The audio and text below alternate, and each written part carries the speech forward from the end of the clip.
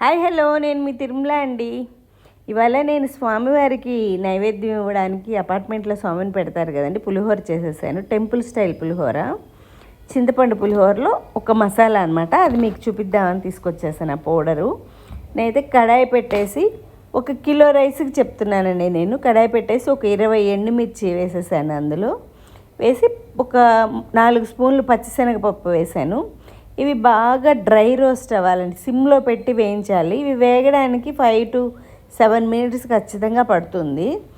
ఈ పులిహోర మనం చేసుకున్నామంటే మన 4 ఇళ్ళ అవతలకు వస్తుందన్నమాట. స్మెల్ అంత బాగా వస్తుంది ఈ పౌడర్ ఒకటి వేసామంటే.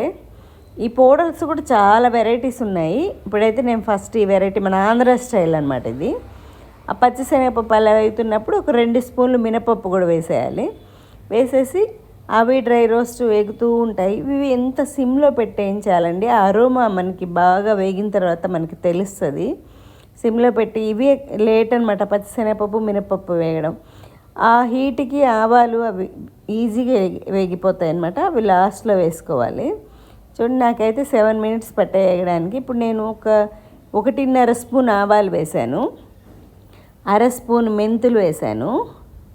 వేసి అవి కూడా రోస్ట్ అయిన తర్వాత నువ్వులు ఉంటాయి కదా, మీ దగ్గర నల్ల నువ్వులు ఉన్న నల్ల నువ్వులు, లేదా తెల్ల నువ్వులు ఉన్న 2 స్పూన్లు నువ్వులు వేసేసుకోండి. వేసుకుని నువ్వులు ఈ హీట్ మీద ఊరికే వేగిపోతాయి కదా. ఒక 10-15 మిరియాల గింజలు వేసుకోండి. వేసి బాగా డ్రై రోస్ట్ చేసేసి చల్లారిన తర్వాత మిక్సీ పట్టేసి కొంచెం సాల్ట్ వేసి మిక్సీ పట్టేశారంటే ఆ పొడి వేసి కలిపేసి మీరు పులిహోర చేయండి. అసలు మామూలుగా ఉండదు అనమాట, అదిరిపోద్ది. ఒక్కసారి చేసి ఇలా మీ ఇంట్లో వాళ్ళందరికీ టేస్ట్ చూపించండి. మనం టెంపుల్కి వెళ్ళినప్పుడు పులిహోర పెడితే అబ్బా చాలా బాగుంది, మనకి ఇంట్లో ఫ్లేవర్ రాదు అంటారు కదా. ఇది మన పాతకాలంలో మన అమ్మమ్మలు నానమ్మలు చేసేవాళ్ళు, కంపల్సరీ పొడి వేసి చేసేవాళ్ళు.